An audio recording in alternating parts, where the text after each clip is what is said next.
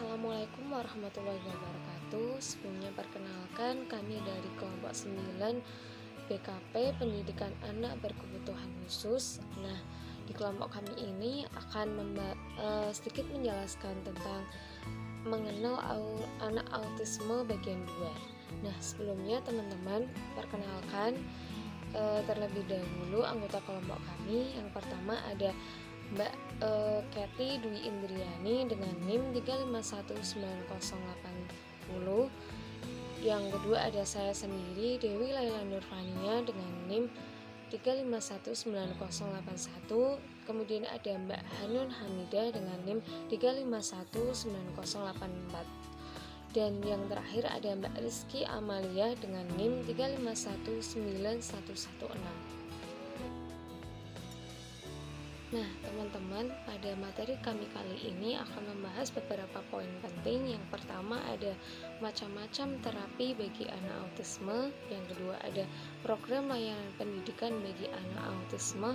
Yang poin ketiga atau yang terakhir ada mengenai peran bimbingan dan konseling untuk anak autisme. Nah, perlu kita ketahui sebelum itu apa sih autis itu? Nah, kata autis itu sendiri berasal dari bahasa Yunani autos yang berarti sendiri. Nah, autisme adalah gangguan neurologis dalam perkembangan otak. Autisme itu adalah gangguan spektrum. Ini berarti orang-orang yang menyandangnya tidak hanya memiliki gejala-gejala yang berbeda, tetapi intensitasnya juga beragam. Nah, di dalam Diagnostic and Statistic Manual of Mental Disorder melihat autisme sebagai sebuah gangguan spektrum. Artinya, autisme yang dialami setiap individu itu berbeda-beda, sehingga kondisi yang dialami oleh setiap anak yang anak autis itu juga berbeda-beda.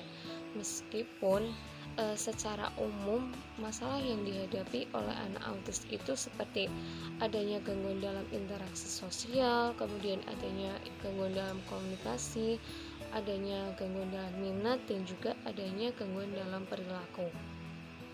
Nah, anak dengan spektrum autis memiliki kecenderungan mengikuti pola tertentu dalam beraktivitas.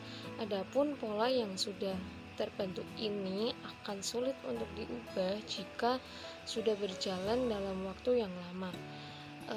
Biasanya anak autis itu sudah memiliki kecenderungan dalam mengikuti pola-pola tertentu dalam aktivitasnya sehari-hari, sehingga aktivitas yang sudah lama dijalankan, udah lama berjalan, akan membutuhkan waktu yang lama untuk merubah pola aktivitas dari anak autis tersebut. Nah, hal ini dijelaskan oleh Baron, yaitu sebuah gaya kognitif yang ditemukan di individu autis itu disebut sebagai hipersistematisasi. Jadi adalah individu autis cenderung memperhatikan sesuatu dengan detail.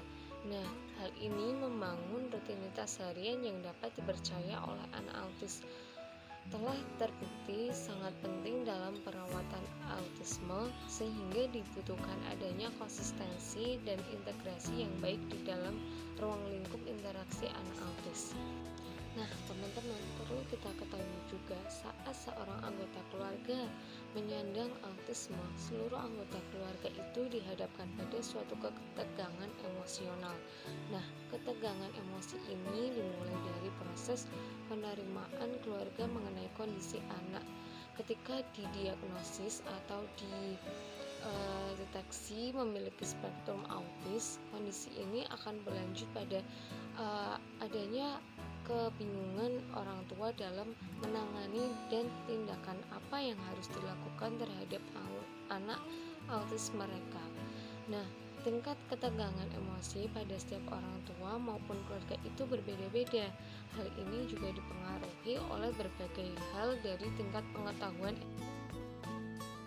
Saya akan menjelaskan materi tentang mengenal anak autisme bagian 2. Saya akan menjelaskan pada poin pertama, yaitu macam-macam terapi untuk anak autisme.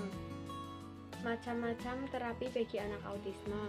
Salah satu jenis terapi yang dapat meringankan gejala autis adalah terapi perilaku atau biasa disebut dengan terapi ABA. Terapi perilaku untuk anak autis bertujuan agar mereka bisa mendapatkan keterampilan khusus seperti membaca dan kegiatan lainnya. Beberapa jenis terapi perilaku untuk anak autisme. Yang pertama, terapi perilaku kognitif.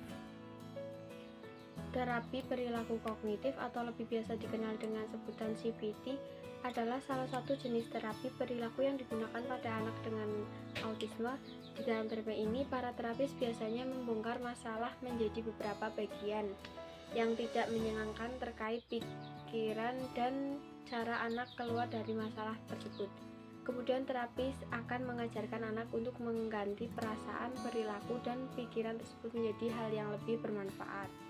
Kemudian yang kedua ada di Socrates Trial Training atau DTT, merupakan metode yang memecah keterampilan anak menjadi beberapa jenis. Secara garis besar, para terapis akan mengajarkan suatu keterampilan yang paling besar. Untuk yang ketiga yaitu Early Intensive Behavioral Intervention atau EIBI. Terapi perilaku untuk anak autis yang satu ini lebih sering digunakan oleh anak berusia di bawah 5 tahun. Terapi ini merupakan metode yang sangat terstruktur dan ada beberapa komponen dasar yang mewakili terapi ini, seperti partisipasi orang tua dan anggota keluarga lainnya. Kemudian yang keempat ada Pivotal Response Treatment, merupakan terapi perilaku untuk anak autis yang mengajarkan mereka belajar berdasarkan tujuan dari perilaku yang telah mereka lakukan.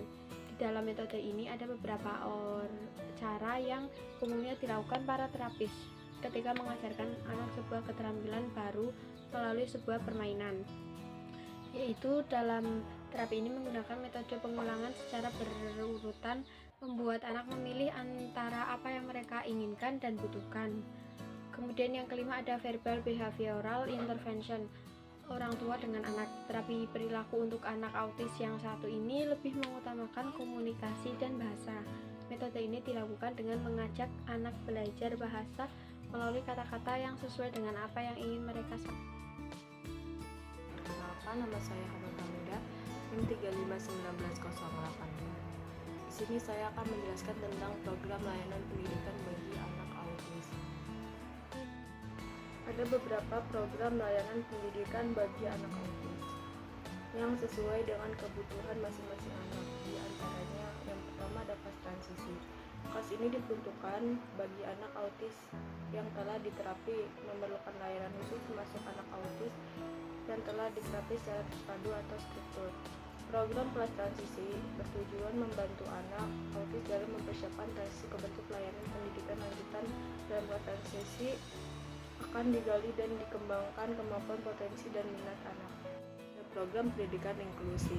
Program ini dilaksanakan oleh sekolah reguler yang sudah siap memberikan layanan bagi anak autis.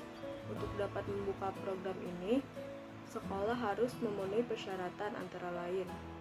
Yang pertama, guru terkait telah siap menerima anak autis. Yang kedua, tersedia ruang khusus resource room untuk penanganan individual. Yang ketiga, tersedia guru pembimbing khusus dan guru pendamping. Yang keempat, dalam suatu kelas sebaiknya tidak lebih dari 2 anak autis. Selanjutnya untuk materi yang berikutnya ada terkait akan peran bimbingan dan konseling untuk anak autis. Jadi melihat dari peran BK dalam menghadapi anak autis itu ada beberapa hal yang dilakukan oleh konselor. Yang pertama adalah proses identifikasi. Jadi proses identifikasi ini dilakukan untuk mengetahui sejauh mana kondisi anak dan keluarga atau orang tua agar dapat memetakan kemampuan anak. Jadi anak autis itu perlu dilakukan identifikasi terlebih dahulu sebelum nanti adanya asesmen untuk anaknya itu sendiri maupun untuk keluarganya. Untuk pemetaan kemampuan ini juga berlaku bagi kondisi keluarga, agar konselor mengetahui dan dapat menyesuaikan serta memberikan masukan kepada orang tua mengenai rancangan program BK pada tahap selanjutnya. Jadi di dalam proses identifikasi ini konselor itu melakukan pemetaan bagaimana ketika melihat kemampuan anak autis ini sesuai dengan pemetaannya masing-masing. Jadi tidak semua anak autis itu kemampuannya sama seperti itu. Kadang ada anak autis yang memang perlu perlakuan yang khusus ketika melihat suatu kemampuannya. Terus yang berikutnya ada solusi atau program bimbingan dan konseling. Solusi atau program bimbingan konseling sendiri yang dibuat itu harus mengacu pada hasil asesmen yang telah dipetakan sebelumnya. Jadi untuk solusi itu melihat dari asesmen ya, asesmen yang dilakukan pada proses identifikasi tadi. Selain itu juga program ini dapat disesuaikan dengan tujuan dan kebutuhan akan pendidikan yang ada di sekolah dengan memprioritaskan kebutuhan anak autis. Jadi selanjutnya ketika program ini dibuat yang kemudian dengan tujuan untuk melihat akan kebutuhan pendidikan anak autis seperti itu. Terus yang berikutnya ada proses pelaksanaan. Jadi proses pelaksanaan yang dilakukan oleh BK diperlukan adanya sosialisasi mengenai hasil asesmen, yaitu pemetaan kondisi anak kepada keluarga atau orang tua. Jadi ketika sebelum melakukan pelaksanaan dari program BK sendiri, itu konselor memerlukan adanya sosialisasi kepada orang tua bahwa ini loh hasil dari asesmen yang terhadap anak autis A, B, dan seterusnya seperti itu, untuk kemudian diberikan tindakan lanjutan. Intinya dalam proses pelaksanaan ini ada proses sosialisasi atau pemberian informasi terhadap orang tua dari hasil pemetaan kondisi anak kepada keluarga maupun orang tua. Baik teman-teman, mungkin itu sedikit pemaparan yang dapat kelompok kami sampaikan. Kurang lebihnya kami memohon maaf atas segala kekurangannya. Wallahul muwaffiq ila aqwamit thoriq. Wassalamualaikum warahmatullahi wabarakatuh.